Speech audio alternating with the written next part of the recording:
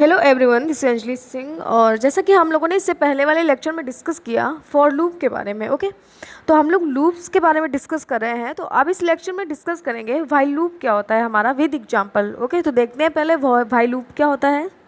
जैसा कि हम लोगों ने अभी पढ़ा था फॉर लूप। ओके, तो फॉर लूप के जैसा ही व्हाइल लूप है हमारा, बट थोड़ा डिफरेंट है। ओके, फॉर लूप की तरह यह भी किसी स्टेटमेंट को दोहराने का काम करता है। जैसे कि हम लोग फॉर लूप में एक ही स्टेटमेंट में तीन डिफिनीसन विद डिफिनीसन लिख देते हैं। ओके, ब्रैकेट के अंदर। तो यह भी स्टेटमेंट को दोहराने का काम करता है, लेकिन फिर भी यह फॉर लूप के से काफ़ी डिफरेंट है। इस लूप में सी के कीवर्ड व्हाइल का यूज करते हैं। व्हाइल कीवर्ड का यूज करते हैं। इट मीन्स व्हाइल लूप में व्हाइल ब्रैकेट में केवल कंडीशन दी जाती है।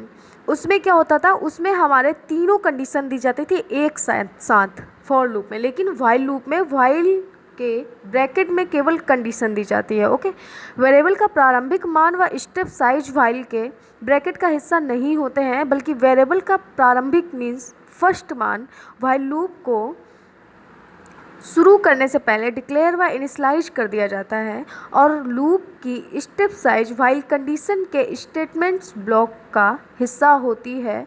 व्हाइल लूप का सिंटैक्स देखते हैं। तो जैसे कि देख सकते हैं आप लोग, ये हमारा सिंटैक्स दिया गया है व्हाइल लूप का। ओके, इसमें किया क्या गया है, हमारे while loop statement means while loop statement को ब्रैकेट के बाद सेमीकोलन का यूज नहीं करते हैं। ओके, इसमें देख लीजिए आप, कहीं सेमीकोलन का यूज नहीं हुआ है।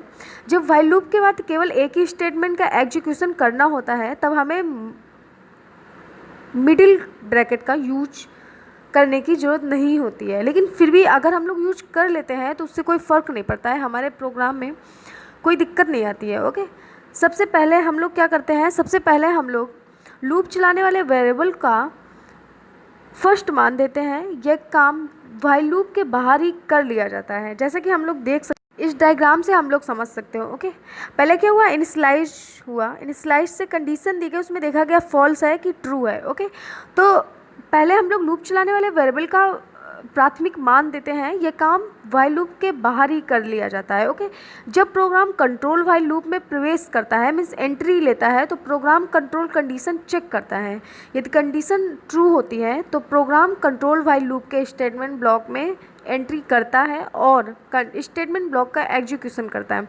इफ़ कंडीशन ट्रू होती है हमारी, तो एग्जीक्यूशन के बाद स्टेटमेंट साइज का तय करना, यानी लूप के वेरिएबल का मान ज़रूरत के अनुसार इंक्रीमेंट या डिक्रीमेंट करता रहता है।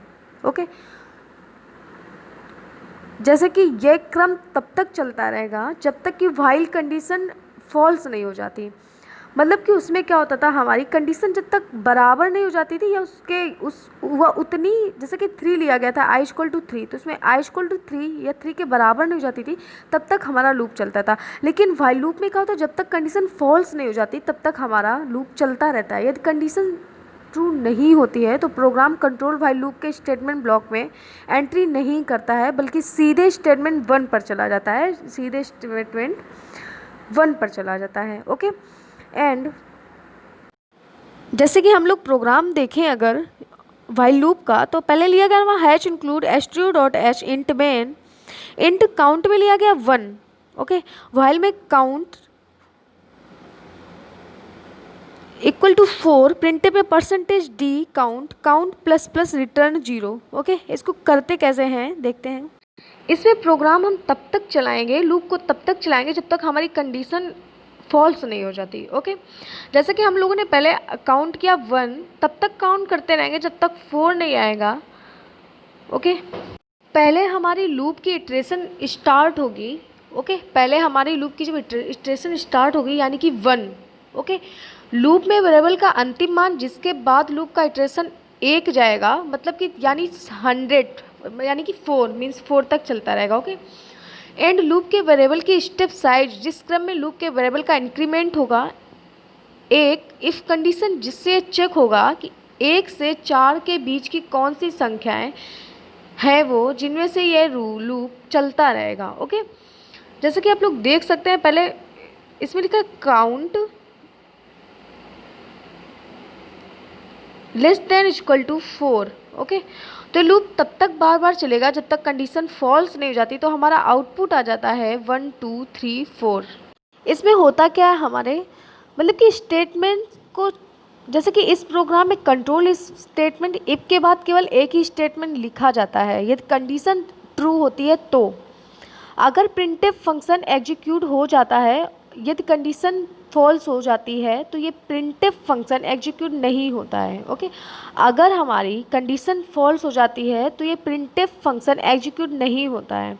जैसे कि अगर प्रोग्राम कंट्रोल को लिया गया है जैसे x प्लस प्लस, ओके, जैसे कि ये लिया गया स्टेटमेंट मिलता है, प्रोग्राम कंट्रोल x का मान बढ़ाकर आप और कुछ कर देते हैं। तो व्हाइल कंडीशन में x का मान चेक होता है, अगर x का मान 100 के बराबर है हमारे या नहीं है, x इक्वल टू 2 होने से वापस कंडीशन सत्य हो जाती है। मतलब कि जैसे 100 हम लोगों को प्रिंट कराना है तो x का मान हमारा 100 नहीं है तो पहले x का मान 1 आएगा, अगर 100 नहीं है तो वापस से वैल्यू फर्स्ट पर आ जाएगी 1 पर, देन 2 होकर फिर फर्स्ट पर आ जाएगी। ओके, इस प्रकार से हमारे इसमें कुछ स्टेप्स हो जाते हैं व्हाइल में। एंड इसके कुछ रूल्स क्या होते हैं, जैसे कि किसी भी लूप को चलाने के लिए लूप की नीड तीनों बातें हमें पता होनी चाहिए। पहली बात ये कि लूप का प्रारंभ कहाँ से होगा, मतलब कि लूप की स्टार्टिंग हमारी कहाँ से होगी ये पता होना चाहिए, तब हमारा प्रोग्राम आगे सही जाएगा। ओके, दूसरा ये कि लूप का अंत कहाँ होना है, मीन्स लास्ट एंड कहाँ होना है। और तीसरा ये कि लूप को किसी भी क्रम में इंक्रीज या डिक्रीज करना है, किसी भी लूप में किसी वेरिएबल द्वारा ये तीनों बातें तय की जाती हैं।